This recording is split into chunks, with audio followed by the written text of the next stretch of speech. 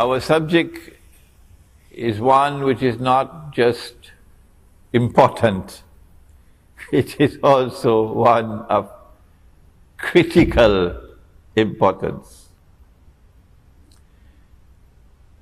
There are those who consider their supreme objective in life and their supreme loyalty to be holding on to their job and getting their promotion. But there are others who believe that their faith is the most important thing in their lives. And such people would want to sacrifice whatever they have to sacrifice in order to preserve their faith. We live in a world today where Allah subhanahu wa ta'ala is now testing us. And He is testing us with the greatest tests and trials ever in history.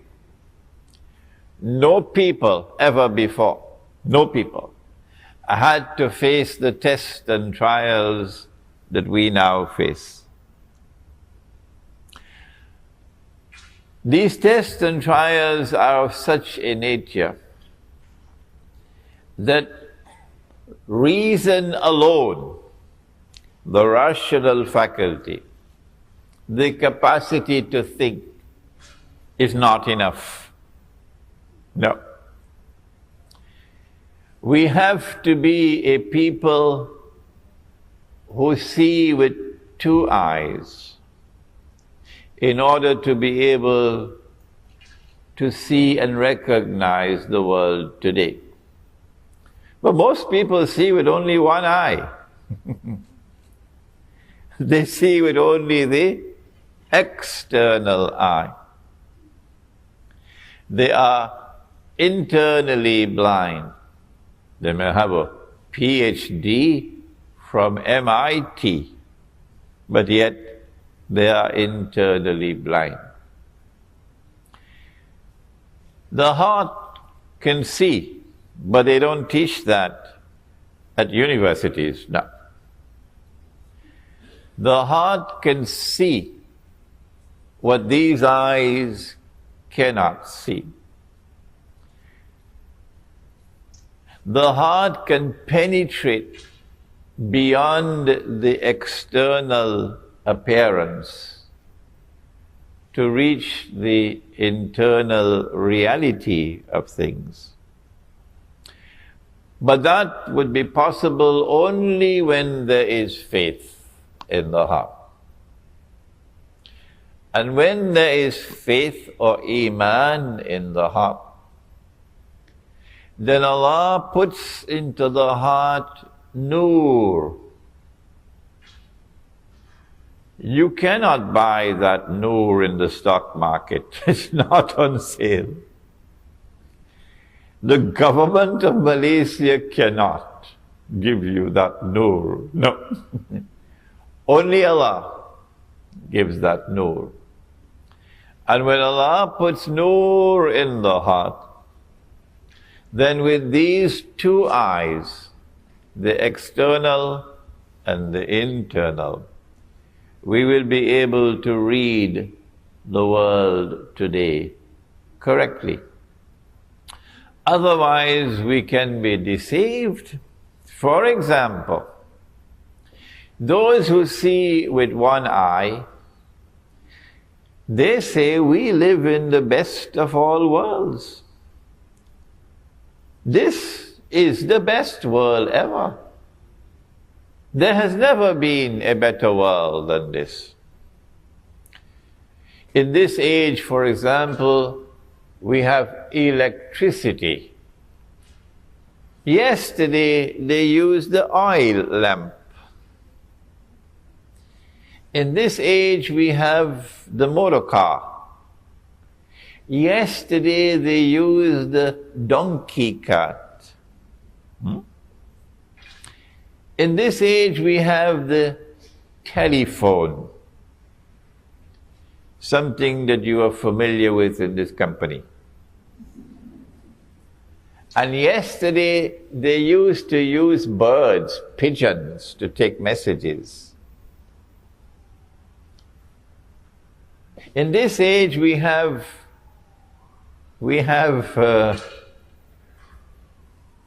the toilets in the home because we have sewage systems.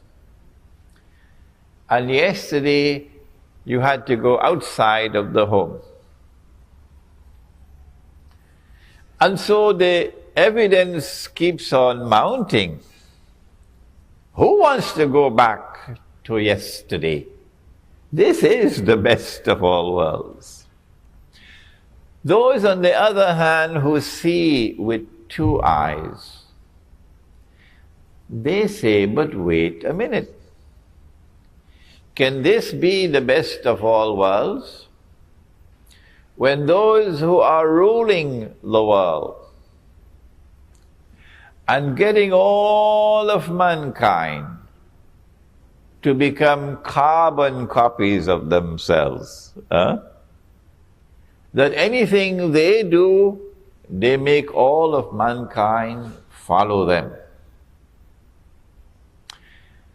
This civilization, which today dominates the whole world, is now moving to get all of mankind to agree. Every government eventually will have to accept that it is legally permissible for a man to marry another man. Did you hear that? Did you hear that? That's progress, huh? That's progress. And get a marriage certificate. And for a woman to marry another woman and get a marriage certificate. We say no. This doesn't look like the best of all worlds at all. This looks like the worst of all worlds. The difference between appearance and reality is remarkable. Yesterday, we lived in a world in which, yes, there were people who were rich, and there were others who were poor, of course. But we never knew an economy, no, not ever in history, in which the rich were permanently rich, and in which the poor were imprisoned in permanent poverty and destitution. This is the first time in human history. We say this is not progress. We always used money all through history. And the money that we used was money which had its value inside the money. So it was money with intrinsic value. So if somebody wanted to rob you, they had to come at you and take the money from you by fighting you. That's the only way they could take your money. But now we live in a world in which they can rob us, take away our wealth, without ever having to put their hands in our pockets. Yes? And they have reduced Indonesia today to slavery. And they have reduced Bangladesh to slavery. And Egypt to slavery. It is not by accident that Indonesia is so poor today. If you believe that Indonesia is poor because the Indonesians don't work. Huh? Then you should buy a one-way ticket to the moon and go and stay there. You don't belong to here. No. There is a monetary system in the world today, and I know that subject because I have studied international monetary economics at 2 universities. I know the subject. We have a system of money in the world today, which is being used to rip off mankind, as a consequence of which one part of the world today is in slavery, and another part of the world are the slave masters. Welcome, brothers and sisters, sons and daughters, to our subject of signs of the last day. No one knows when the world is going to end. Not even your CEO of this company. Nobody knows. When the world comes to an end, it will happen suddenly.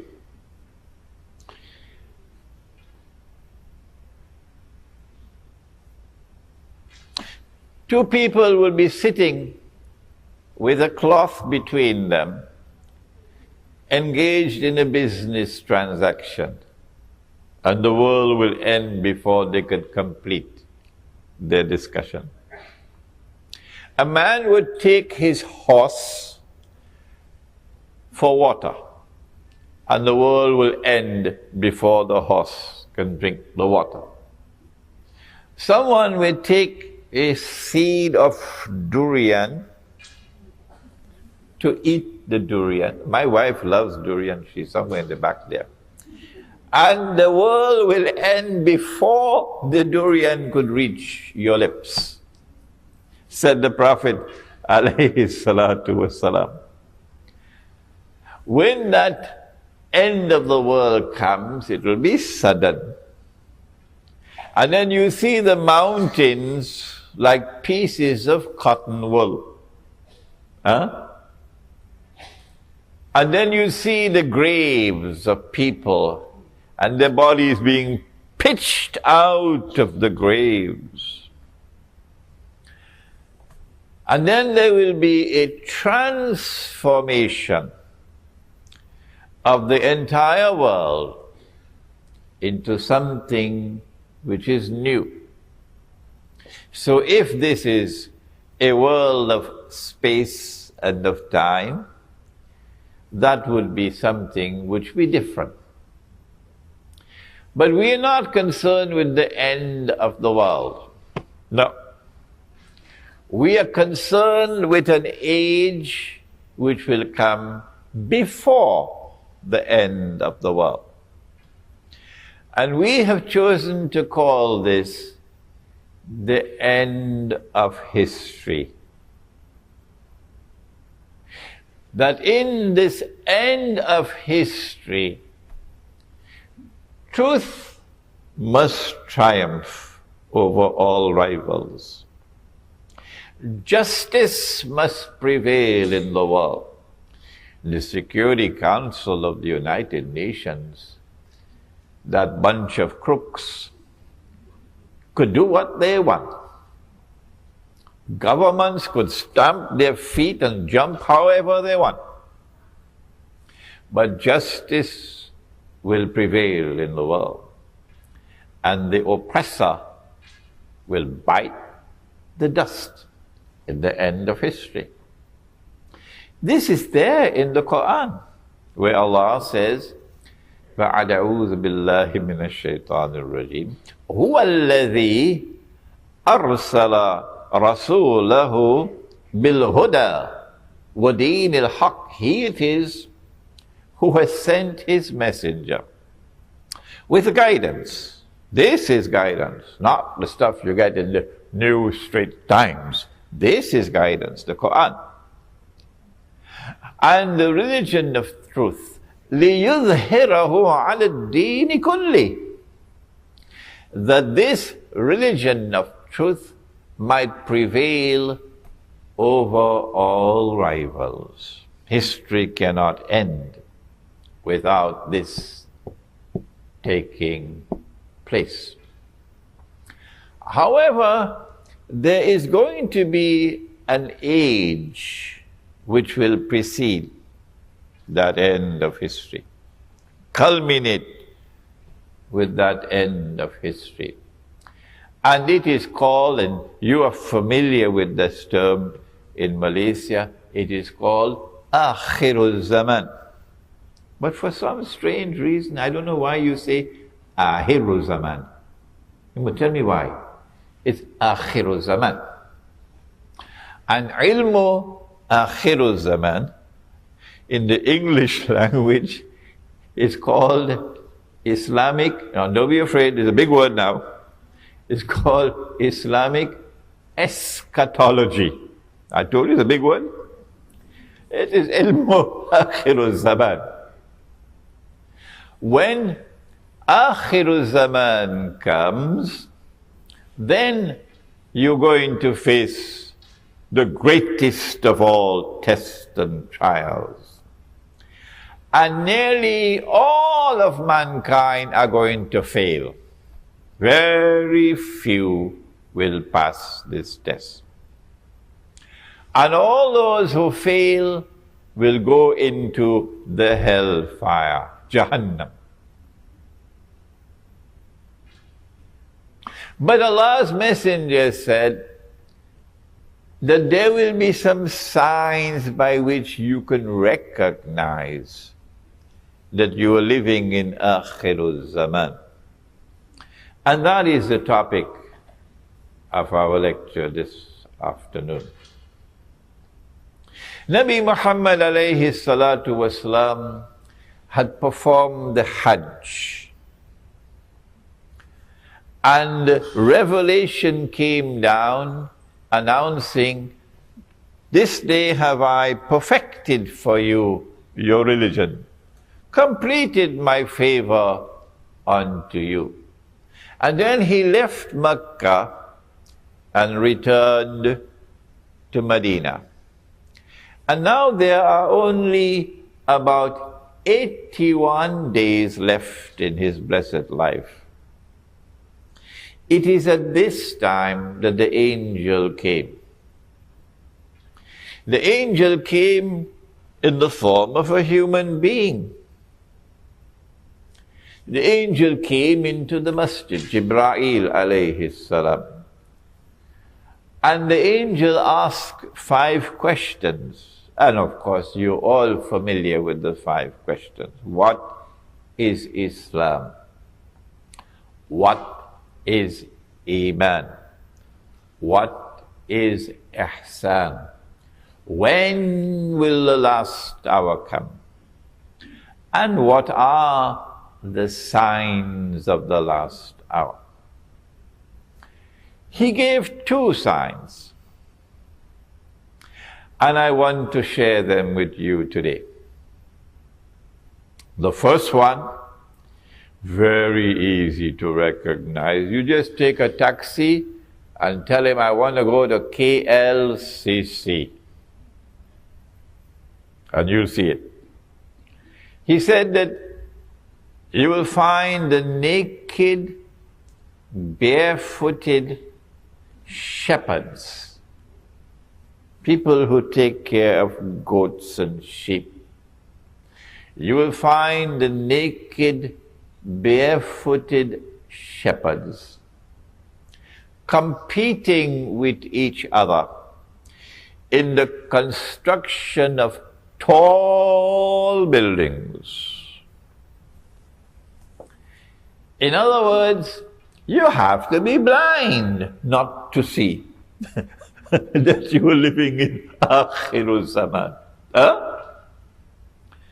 If you do not have tall buildings in your city, you are considered to be backward.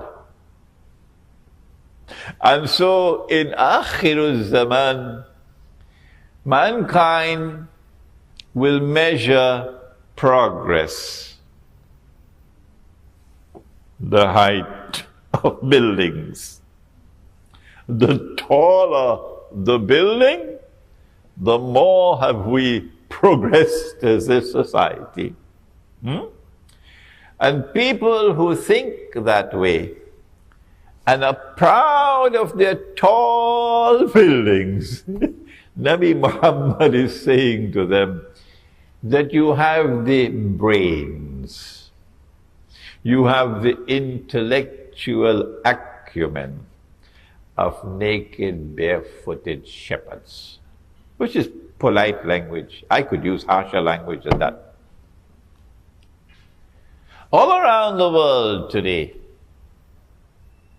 the skyscrapers of Manhattan are being replicated. Every city and every town now has its little Manhattan skyscrapers, including your Kuala Lumpur. And so here is a sign of the last day, which should function as a wake-up call. But there are those who are so asleep, nothing will wake them up. No. They have eyes and yet they cannot see. They have ears and yet they cannot hear. They have hearts and yet they do not understand. Allah says of such people, أُولَٰئِكَ كَالْأَنْعَامِ أُولَٰئِكَ كَالْأَنْعَامِ. They're just like cattle. They're just like cattle. So what can you do for them? Whether you want them or you don't want them, they don't bother with you. So let us now turn to the other people, who when they see the tall buildings, they will shake. They will shiver. They will say, this is what Nabi Muhammad alayhi salatu wasalam talked about, and I'm seeing it with my eyes. I now live in the most dangerous of all worlds. But he spoke about a second sign as well. He said that a slave woman, so in Akhirul Zaman, there's going to be slavery. We don't have slavery behind us alone. We have slavery in front of us. In Akhirul Zaman, there's going to be slavery. He said a slave woman will give birth to her mistress.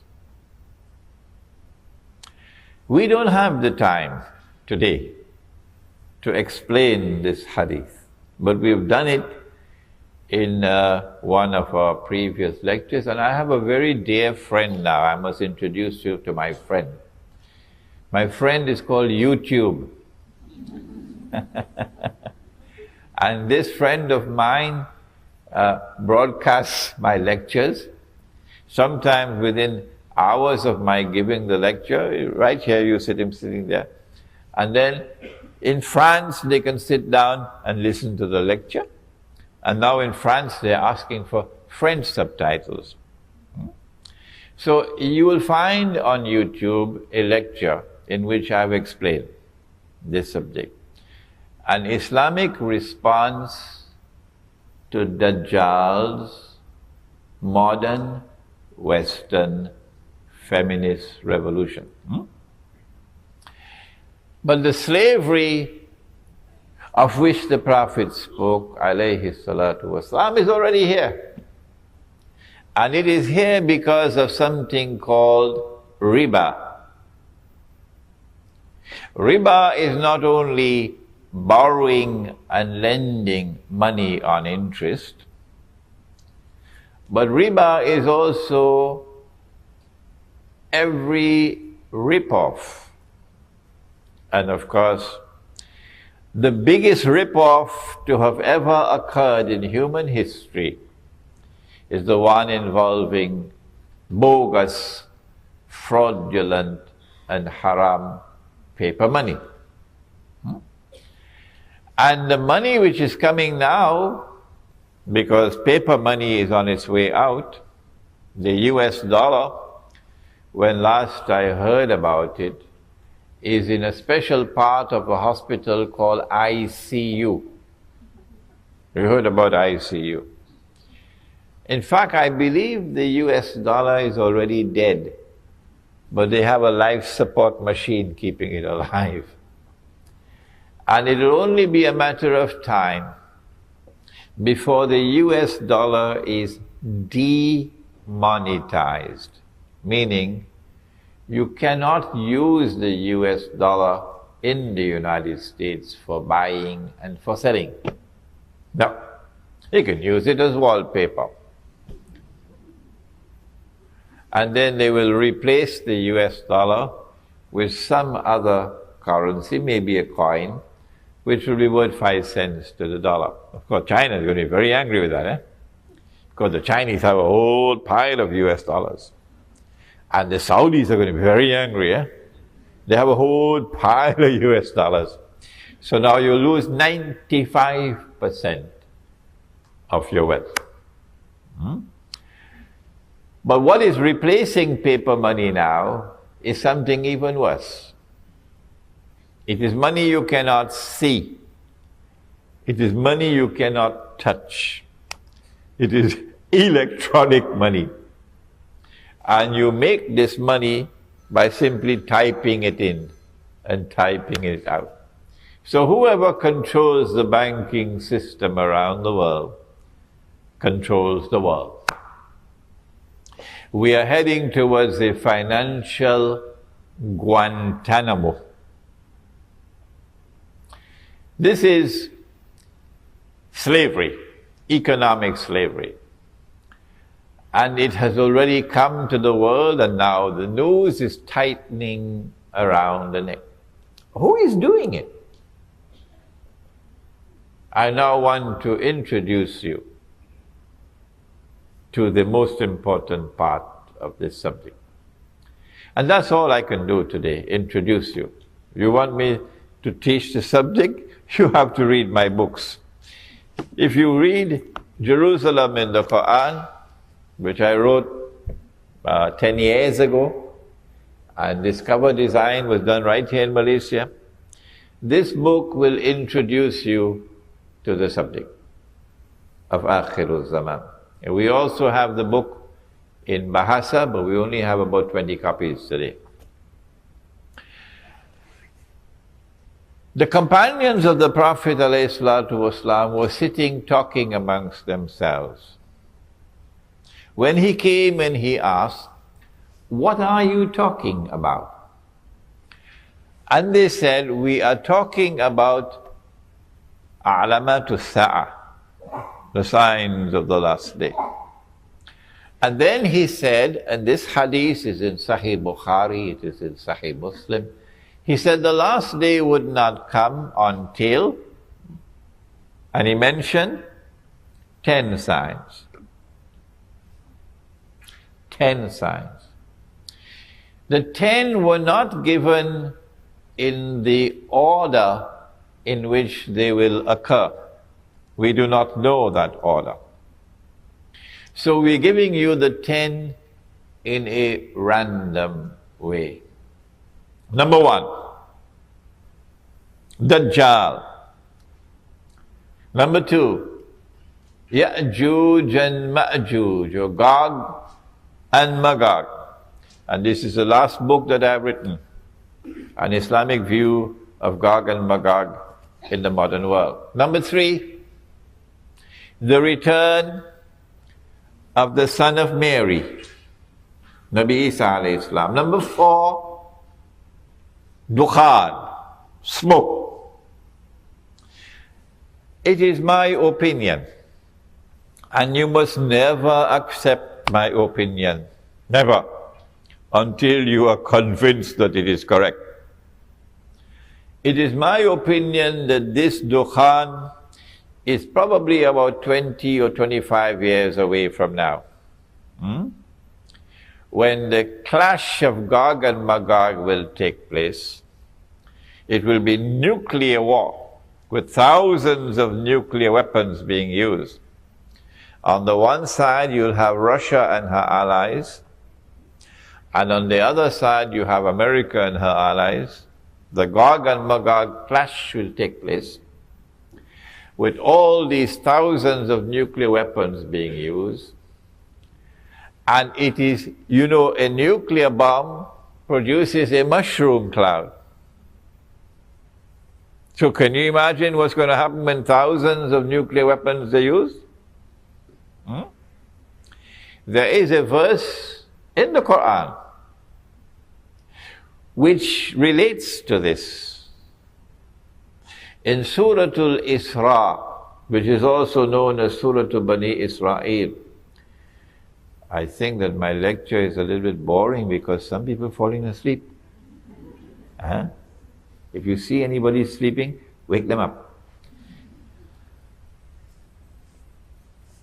Allah subhanahu wa ta'ala says, listen to the verse, بعد أعوذ بالله من الشيطان الرجيم. وَإِن مِّن قَرْيَةٍ إِلَّا نَحْنُ مُهْلِكُوهَا قَبْلَ يَوْمِ الْقِيَامَةِ أَوْ مُعَذِّبُوهَا عَذَابًا شَدِيدًا كَانَ ذَلِكَ فِي الْكِتَابِ مَسْطُورًا.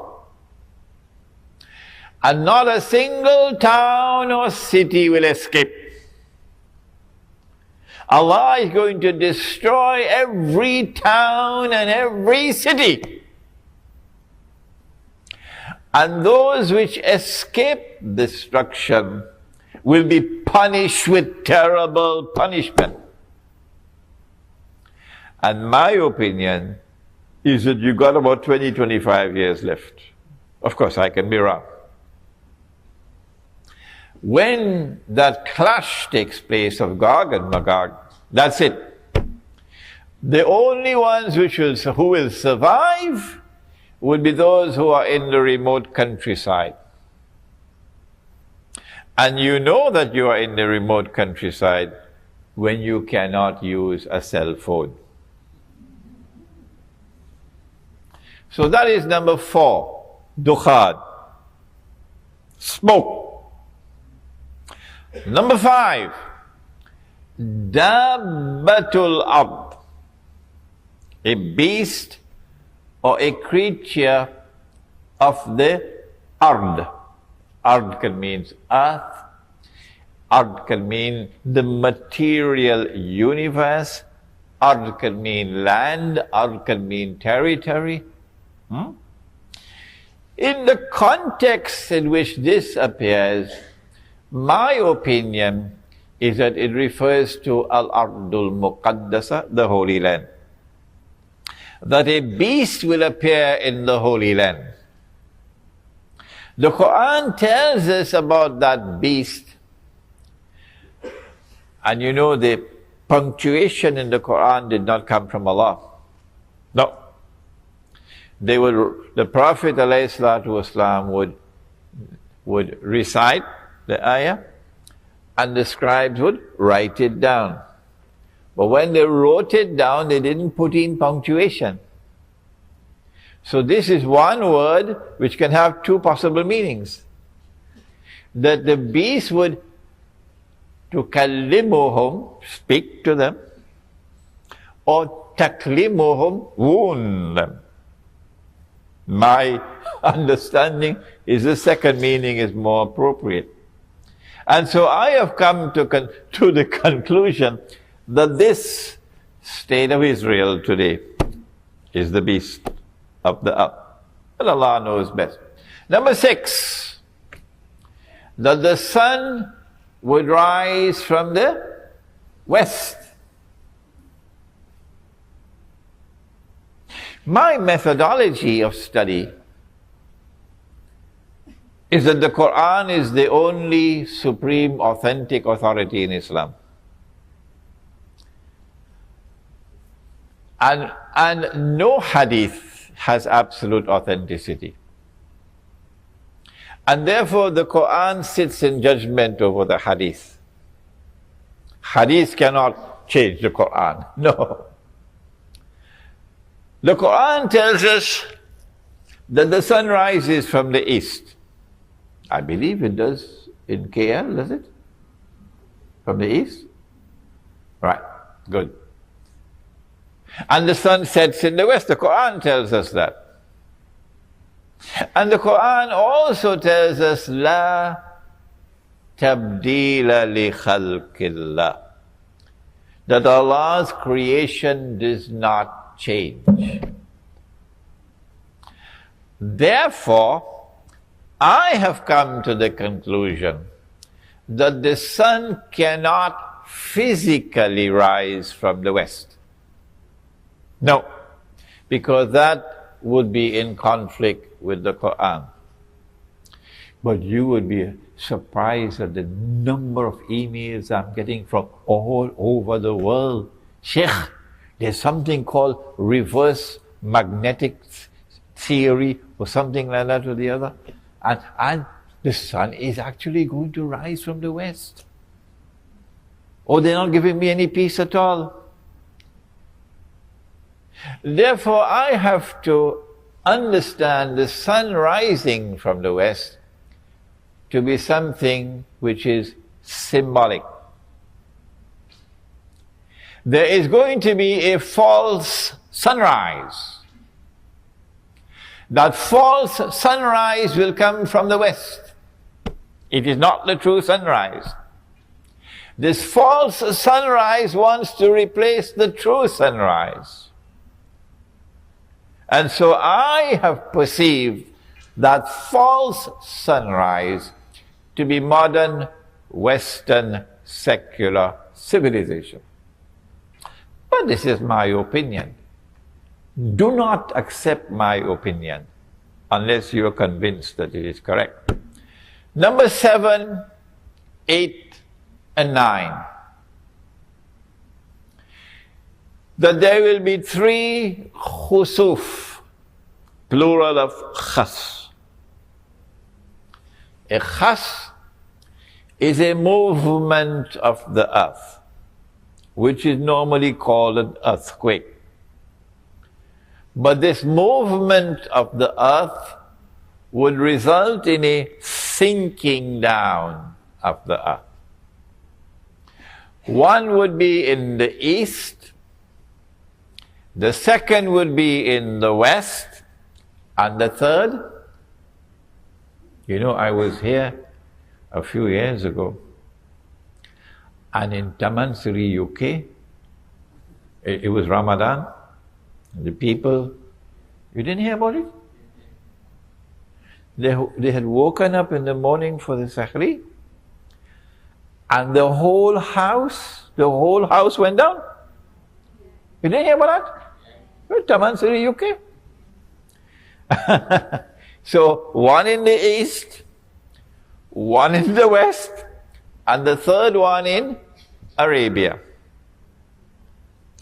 And that third one in Arabia, that is the one which will confirm that this is Imam al-Mahdi. Not the eclipse of the sun and the moon, no. This is the one, the sinking down of the earth in Arabia. And number 10, that a fire will come out of Yemen. I don't understand this to be a literal fire. I understand this to be a revolutionary fire. You remember 1990? Some of you may have been born already, 1990. Huh? When Saddam Hussein sent his troops into Kuwait, and took over Kuwait, remember? Oh my, you should have seen the Malay people. They were all celebrating. Yes, the Malay were very happy. And all the Malay were supporting Saddam. In Singapore as well, giving headache to the Singapore government. Because they detested Kuwait. They detested Kuwait. And the Yemeni people, there were about 8 million of them working in Saudi Arabia. And the Yemeni people all applauded and they supported Saddam Hussein.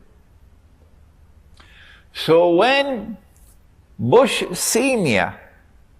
sent what he called a desert storm and pushed this Iraqi army out of Kuwait,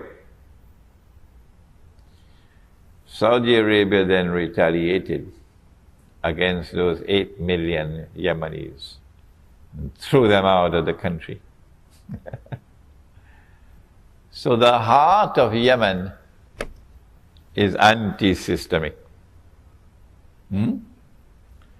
The heart of Yemen despises the oppressor. And this is why the Prophet said, Allahumma barik lana fi shamina wa yamanina.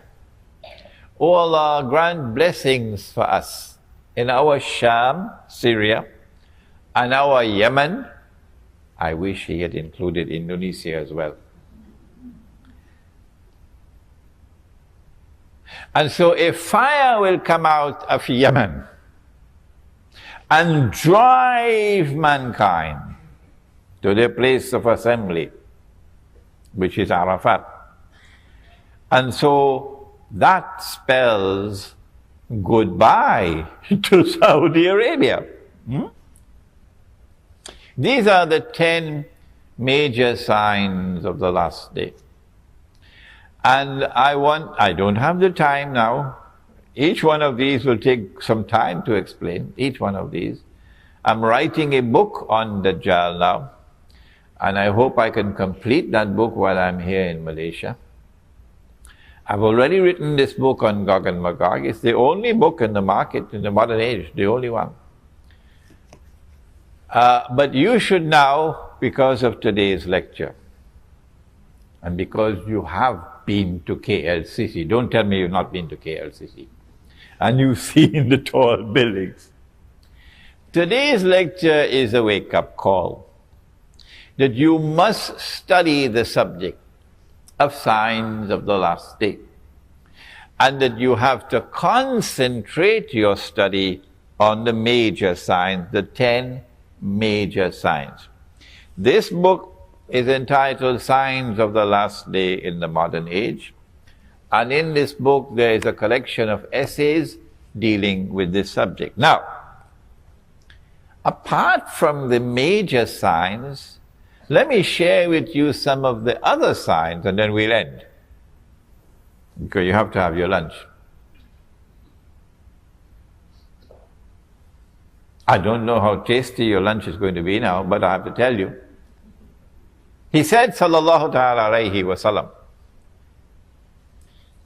he said, in the last age,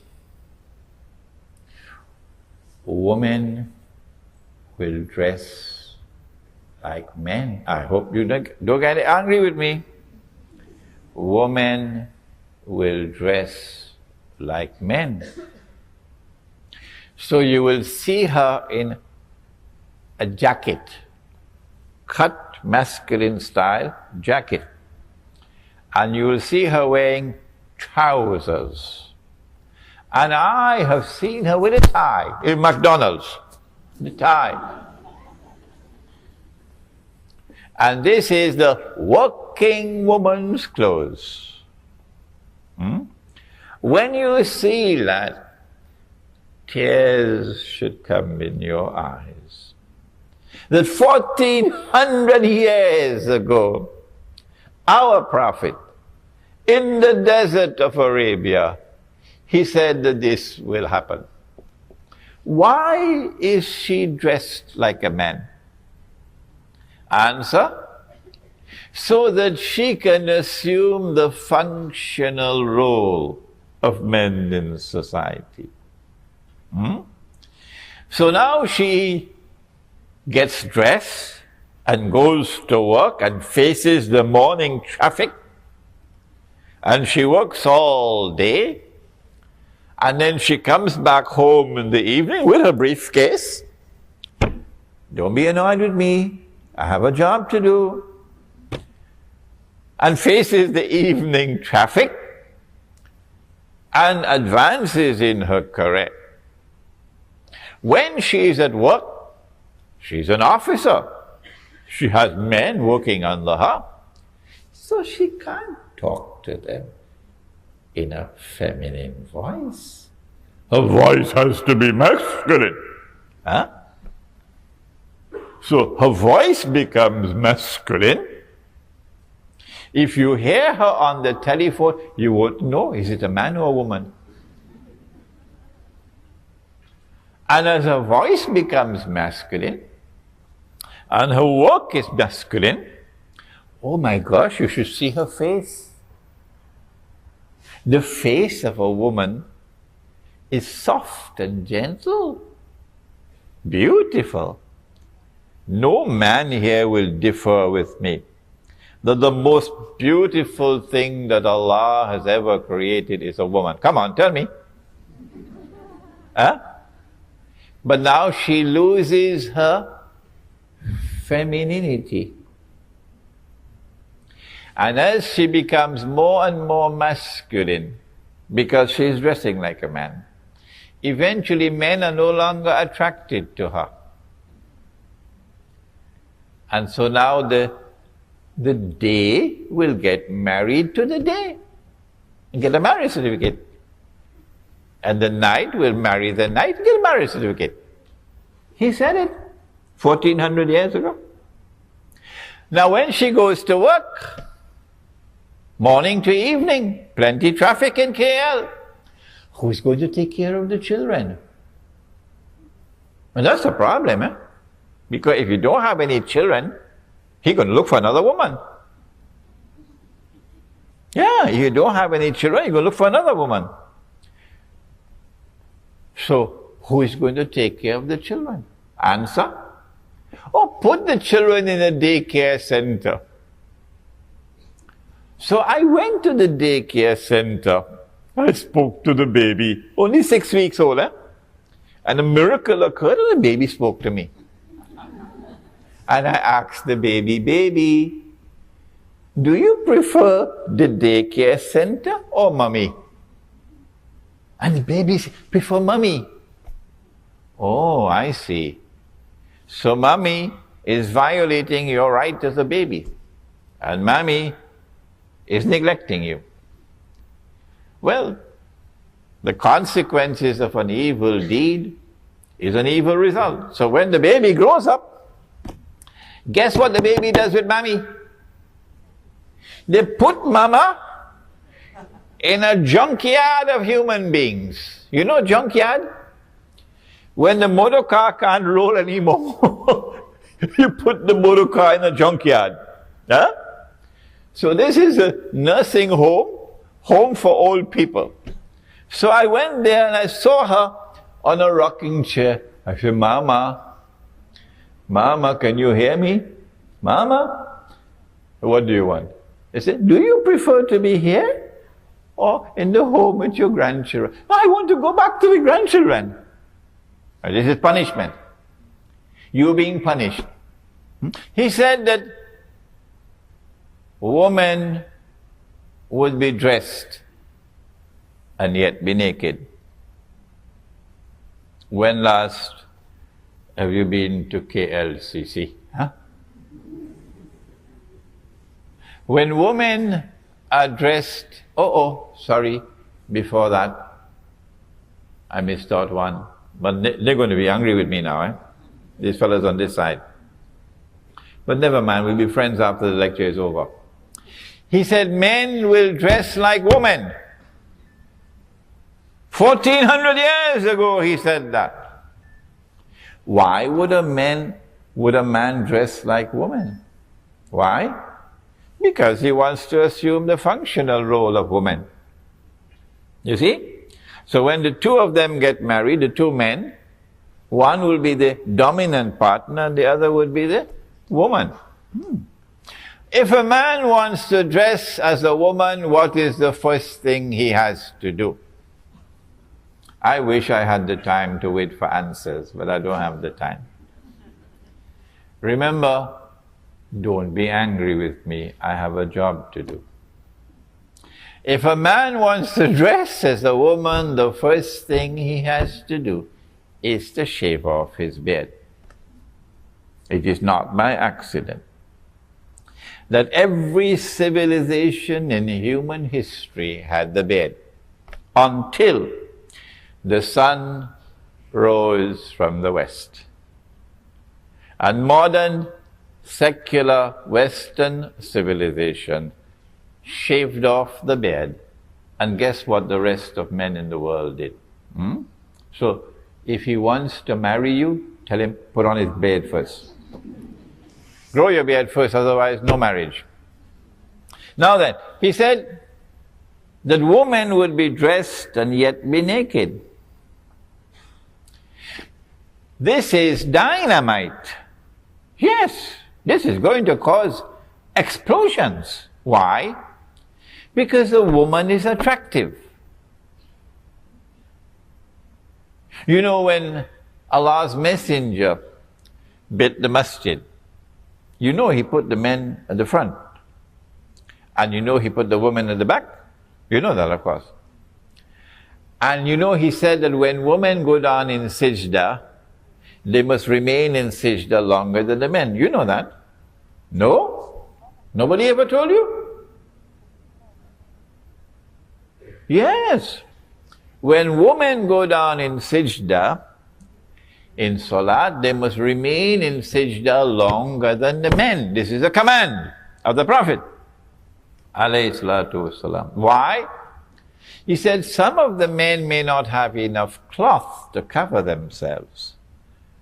And if a woman were to raise her head too quickly, it would be an unwelcome sight. So, he put the men at the front and the women at the back and told the women to remain longer in sajda. Why did he not put the women in the front and the men at the back? Answer: no man would be able to pray. No, you can't concentrate on prayer when you have women in front of you.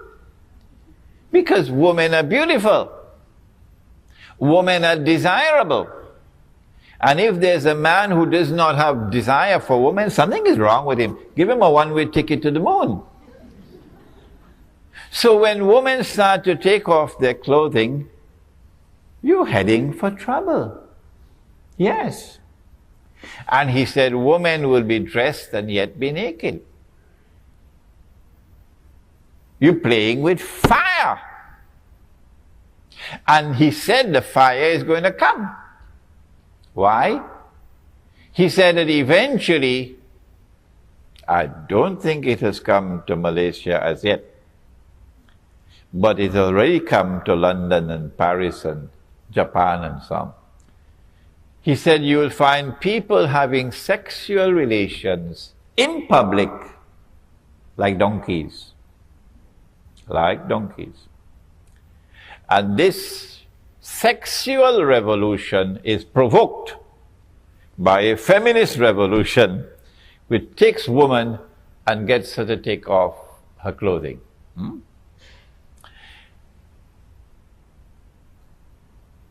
I could go on for another 1 hour or more, giving you sign after sign of what he spoke about, the last age. But I think I want to now conclude by suggesting to you how can we survive in this modern age with faith intact. When you have studied the subject, then you can argue with me. Yes, but when you've not studied the subject, don't argue with me. No. Having studied this subject, and I am today, by Allah's kindness and grace, one of the people in the world of Islam who is teaching the subject of Islamic eschatology. Having studied this subject, I have come to the conclusion that you cannot escape shirk, you call it shirk, while living in society. And this is the one sin that Allah will not forgive. No. You cannot escape riba while living in the modern world. No. And Allah declares war in the Quran. And the Prophet ﷺ has cursed all four.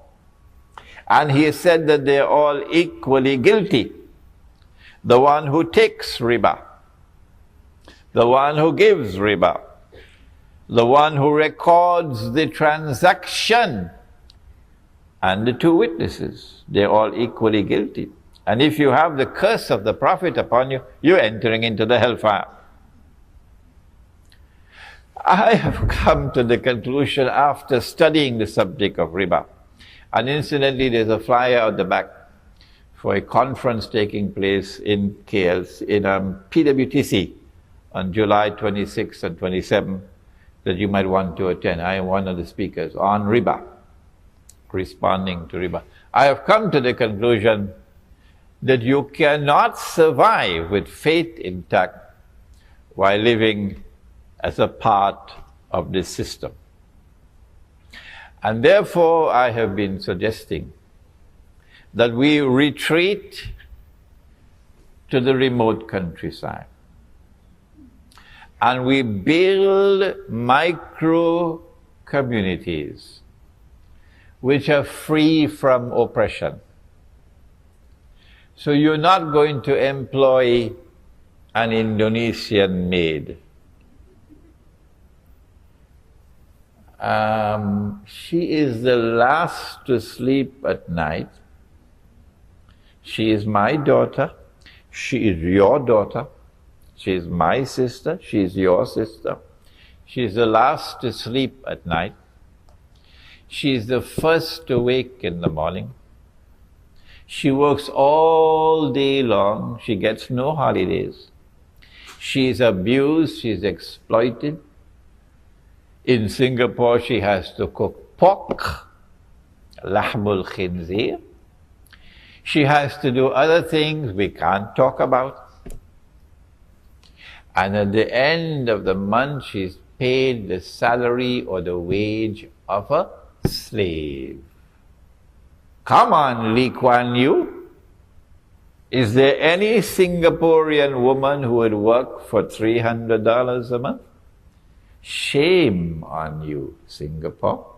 Shame on you, wherever in the world you pay a maid the wage of a slave. How do you know it's the wage of a slave? No Malaysian woman will work for that wage. No Malaysian laborer will work for that wage that you're paying the Bangladeshi and you're paying the Indonesian. So you are an oppressor and Allah will destroy you, Allah will destroy you, Allah will destroy you. So we will create our micro communities which will be free from oppression. Banks are not allowed. No. So no money lenders. And we're not going to use this paper money. The gold dinar and silver dirham is what you find in the Quran. So the gold dinar and silver dirham will be used as money. And if we have a shortage of dinars and dirhams, and we in Java, we can use rice as money. Yeah. In that micro community, we try to live the way of life of Islam. And if they come after us with the armed forces and the police in that remote community, then, said the Prophet sallallahu ta'ala alayhi wasallam, and how prophetic were his words, and how few there are who listen to the Prophet ﷺ. And he said, the time will come when a man, in order to preserve his faith, would have to flee to the mountainsides where rain falls and take with him some sheep and goats. And so I leave you now. I thank you for the time that you've given to me to introduce you to this important topic. I warn you that we now live in the most dangerous of all worlds, and most people are going to fail the tests. And I urge you to study the subject of signs of the last day and to examine my suggestion that survival requires us to try to live Islam. And we cannot live Islam in their cities and towns. But we might succeed if we remove ourselves from the towns and cities and go back to Kampung and build a community that is faithful to Allah and His Messenger. ربنا تقبل منا إنك أنت السميع العليم وتب علينا يا مولانا إنك أنت التواب الرحيم برحمتك يا أرحم الراحمين آمين. I saw my teacher, Maulana Dr. Fazlur Rahman Ansari, conducting a class. And while the class was being conducted, the azan was called. Of course, we will be going to the masjid. When the azan started, I heard him say, Allahumma Jalla Jalalahu, and then continue with the class. So I followed his way. If anyone can show me that this is prohibited, then of course I will discontinue it. Okay, there's nothing that I know of in the Quran and nothing that I know of in the Ahadith with which to respond to your question. I therefore will give you my view. I believe that those who are in control of the world today, who want to rule the whole world and eventually deliver that rule to the state of Israel, so that tomorrow Israel will rule the world. And when Israel rules the world, then a man would stand up in Jerusalem and declare, I am the Messiah, Al-Masih. 1400 years ago, Nabi Muhammad alayhi salatu wasalam described that man to us. Said he'll be a Jew. He would be a young man. He'll be powerfully built. He'd have curly hair. I believe that that event is probably about 30 years away from now. That's how close we are. That man would be Dajjal. Dajjal. Because he says he is the Messiah, but no, he is not the Messiah. He is the false Messiah. And then Allah subhanahu wa ta'ala will send back the true Messiah. Nabi Isa alayhi salam will come down from the sky with his hands resting on the wings of two angels. And the true Messiah will then kill the false Messiah. And after that takes place the big Gog and Magog war, which will be the Dukhan. But in order for Israel to rule the world, Israel has to wage some big wars. The wars that Israel has so far waged are small wars. Israel has to attack Egypt so that the territory of the state of Israel can expand to incorporate the whole of the eastern delta of Egypt, from the river Nile to the Red Sea. Israel has to destroy Pakistan's nuclear plants and nuclear weapons, and Iran's nuclear plants. Break up Pakistan. so that Pakistan can never rise again. Israel, in order to wage those wars and not appear to the world as an aggressor, is now maneuvering with the Arab uprisings. And the Arab uprisings are meant to lead to Islamic governments in Egypt, Islamic governments in Yemen, in Syria, so that Israel can claim that the Arabs are now threatening Israel, preparing to destroy Israel, and that Islam is rising as a menace to the world. And then Israel will be able to wage her wars and say, we were only defending ourselves. And we were saving mankind from Islam. It is possible that all of the drum beating concerning 2012 is because they want to use 2012 for starting those big wars.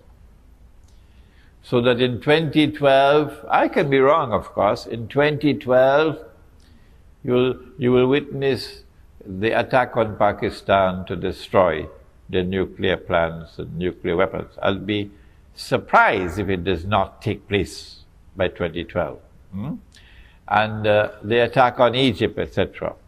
Because mankind is being prepared for it, so let's not disappoint them. There is a hadith which has been universally accepted all through our 1400 years of our history. There's only be a very, very, very, very insignificant number of scholars who have questioned this hadith. The overwhelming majority for 1400 years have accepted the hadith. That when you see the black flags coming from the direction of Khurasan, go and join that army. Even if you have to crawl over ice. It's 2 hadiths I'm joining now, 2. Go and join that army, even if you have to crawl over ice, because no one will be able to stop that army until it reaches Jerusalem. Apart from my comment concerning the authenticity of the hadith, and that is that it has been universally accepted, except by a very few, it appears to me that this army will be able to successfully march to Jerusalem only after Gog and Magog have destroyed themselves with that nuclear warfare. When that nuclear warfare takes place, if we have any scholars of physics and so on here, you can help me. But I have a suspicion. I'm not a scholar of physics.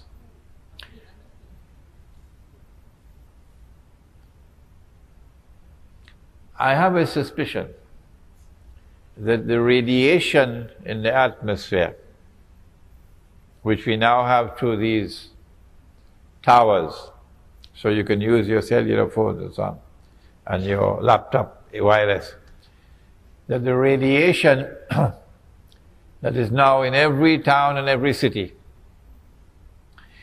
will function as an agent when the nuclear explosions take place, would function as a conductor to incinerate everybody. This is a hypothesis. I want a specialist to examine this hypothesis, because I want to get out of range of that. I want to get out of range of that radiation. The army would march after that Gog and Magog war takes place. And since you will not be able to use any cruise missiles and electronic weapons, it's going to be horses once again. I expect that army to march in about 30 years from now. But it's already begun its march because it's fighting back in Afghanistan. Khorasan, the heart of Khorasan is Afghanistan. But let me make one more comment. The Prophet said, alayhi salatu wasalam, that among the signs of the last day is that, listen carefully, one man would have to maintain 50 women. Please tell them he didn't say one man will have to marry 50 women. No, one man will have to maintain 50 women. 1400 years ago he said that. And I believe that is around the corner. The fulfillment of this hadith is around the corner. I believe that this hadith is telling us that there is going to be a calamitous decline in the birth of baby boys. Only baby girls are going to be born. Rare would be the birth of a baby boy. Why? Why? The medical doctors have explained to me that the sperm has male chromosomes and female chromosomes. And when the male chromosome fertilizes the egg, then a baby boy is born. But when the male chromosome does not fertilize the egg, then the default is a baby girl.